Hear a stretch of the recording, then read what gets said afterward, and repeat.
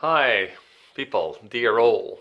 My name is Erik Scherder. I'm a professor in clinical neuropsychology at the Vrije Universiteit, the Free University here in Amsterdam, the Netherlands.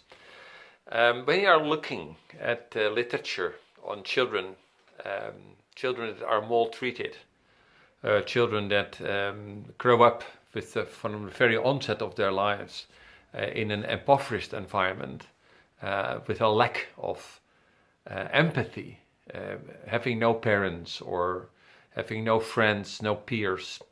When you're looking at when you're looking at those studies, then you see what a huge effect it has on the neural development of the brains of those young children. And the impact is indeed very impressive. Think of, I just take the brain, I have the brain here. I just give you one example, which I always think is a very good example. So you're looking here at the inner side of the brain. This is your prefrontal cortex here. This is the corpus callosum. So this is the structure that will connect the left and the right hemisphere. And there is a pathway coming here from the, let's say, ventromedial prefrontal, the inner side of the prefrontal cortex, going to structures like the amygdala. And the amygdala is very important. It's very known for its high sensitivity for anxiety and grief, sadness. Normally, this part of the brain will suppress the activity of the amygdala. So that normally in normal situations, you will have a control over your areas that are so sensitive for anxiety, etc. So you have a control over your more negative emotions. So this pathway here, this is a white matter tract, this is white matter. Literature clearly indicates that these structures here, these pathways, are quite vulnerable in those children who have been maltreated, who have been misused, or have a lack of love and empathy in their early ages, in their onset of their lives. So my contribution would be, or my contribution would be to,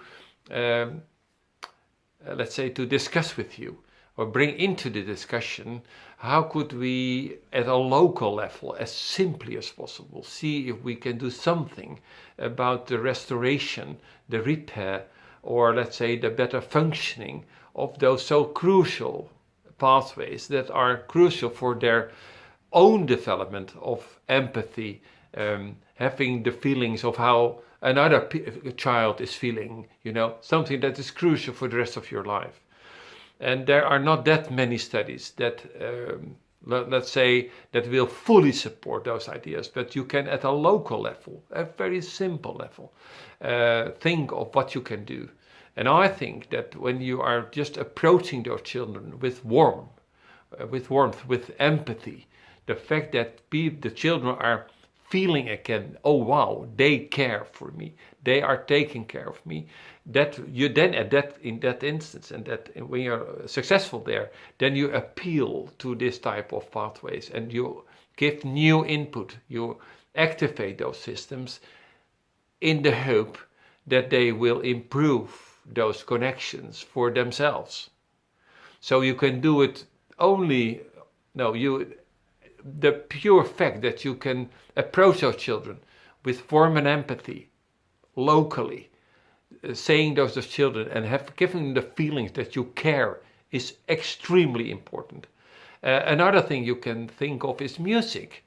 Music has been quite thoroughly studied, not specifically in this population, because when you're looking, let's say, a little bit more globally of the effect of music on these specific pathways or on other pathways that are connecting the parietal lobe with the frontal lobe, pathways that are also involved in empathy, in the fact that you can develop your personality, then you see that, for instance, singing together.